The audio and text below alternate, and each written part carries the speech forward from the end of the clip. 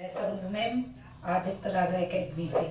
चूंकि कल first video मैं आप लोगों को बाल विकास की अपलोड कर चुकी हूँ, पढ़ा चुकी हूँ, क्लियर। तो आज उसका दूसरा भाग मैं आपको पढ़ाने वाली हूँ, जिसका नाम है शिक्षा मनोविज्ञान। क्या है? शिक्षा मनोविज्ञान, क्लियर। तो अब चूंकि जो शिक्षा मनोविज्ञान जो है एक टॉपिक है, शिक्षा मनोविज्ञान जो वर्तमान में शिक्षा ले रहे हैं अपन, शिक्षा एजुकेशन जो ले रहे हैं, तो वो कितने प्रकार की प्रचलित है वर्तमान में।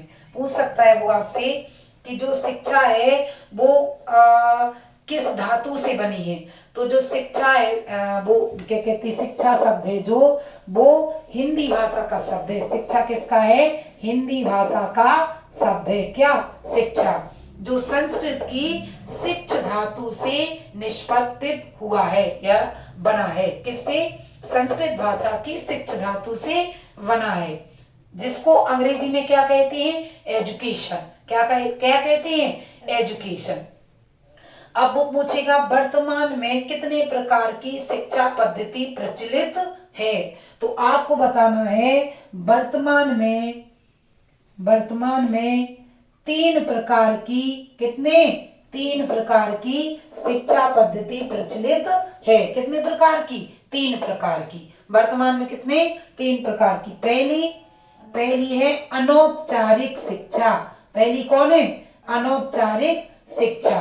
कौन सी है? अनौपचारिक शिक्षा। दूसरी है, कौन सी है दूसरी? औपचारिक शिक्षा। दूसरी कौन सी है? औपचारिक शिक्षा। औपचारिक शिक्षा। और तीसरी है निरौपचारिक शिक्षा। तीसरी कौन है? निरौपचारिक शिक्षा। तो वर्तमान में कितने प्रकार की शिक्षा पद्धति प्रचलित है? तीन प्रकार की। कितने? तीन प्रकार की। पहली अनौपचारिक, दूसरी औपचारिक और तीसरी निरौपचारिक। क्लियर।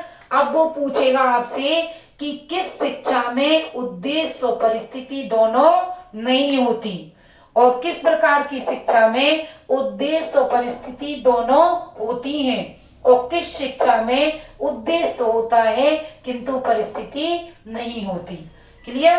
तो आपको बताना है कि जो अनौपचारिक शिक्षा है, जो मतलब जन्म से 6 वर्ष तक, 5-6 वर्ष तक, जन्म से 5-6 वर्ष तक जो परिवार में जो शिक्षा दी जाती है, दादा दादी, नाना नानी या पारिवारिक परिवेश में बालक को जो शिक्षा दी जाती है, उसे कहते हैं अनौपचारिक शिक्षा।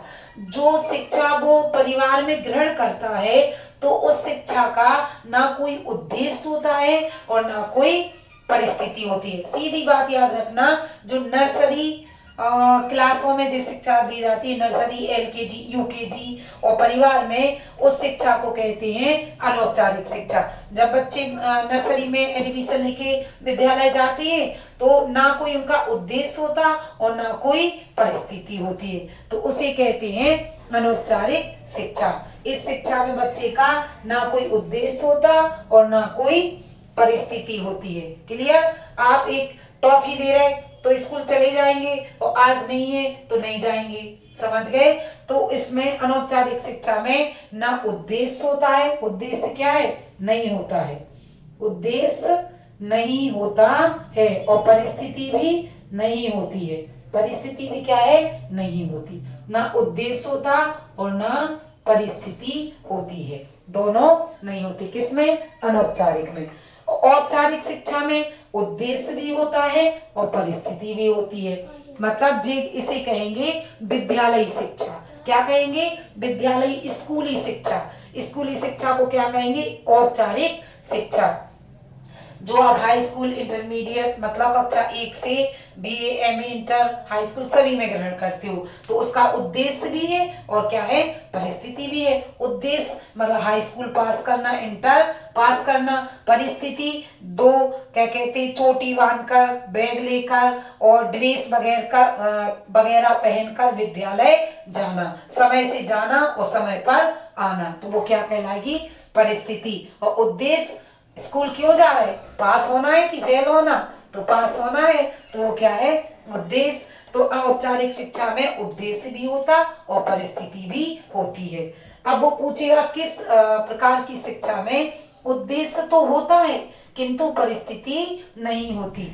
तो निरौपचारिक शिक्षा में उद्देश्य तो होता है लेकिन परिस्थिति नहीं होती। जैसे पत्राचार की शिक्षा है, भोज शिक्षा है, इग्नू द्वारा जो शिक्षा है वो क्लियर। तो इन जे शिक्षा है तो जब इनके फॉर्म डालते हो आप लोग ग्रामोदय शिक्षा या पत्राचार, तो आप फीस देते हो तो आपका उद्देश्य तो रहता है कि पास होना, लेकिन क्या कभी ग्रामोदय विद्यालय पढ़ने गए हो? ठीक है, तो नहीं, तो उसमें कोई परिस्थिति नहीं होती। तो निरौपचारिक शिक्षा में उद्देश्य तो होता है, क्या है? उद्देश्य तो होता है किंतु परिस्थिति नहीं होती। तो वर्तमान में कितने प्रकार की शिक्षा पद्धति प्रचलित है? 3, और अनौपचारिक, औपचारिक और निरौपचारिक। अनौपचारिक शिक्षा में उद्देश्य परिस्थिति दोनों नहीं होती, औपचारिक में दोनों होती है। निरौपचारिक में उद्देश्य होता है किंतु परिस्थिति नहीं होती। ये थी क्या आपका शिक्षा मनोविज्ञान वाला टॉपिक, क्लियर, जो कंप्लीट है। इससे ज्यादा इधर क्वेश्चन नहीं आएंगे। अगला टॉपिक है इसका बाल मनोविज्ञान का, कौन सा है? बाल विकास के सिद्धांत। कौन सा है अगला टॉपिक?